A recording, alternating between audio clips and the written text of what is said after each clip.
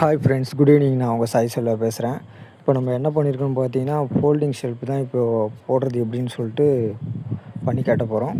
பாருங்கள், full video பாருங்கள். இந்த வீடியோவை தள்ளி விட்டுறாதீங்க, அப்போ தான் உங்களுக்கு புரியும்.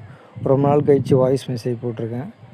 எப்படி இருக்குன்னு பாருங்கள். இந்த வீடியோவை ஃபுல்லாக பார்த்துட்டு பிடிச்சிருந்தால் லைக் பண்ணுங்கள், ஷேர் பண்ணுங்கள், மறக்காமல் நம்ம சேனலை சப்ஸ்கிரைப் பண்ணுங்கள். Thank you friends.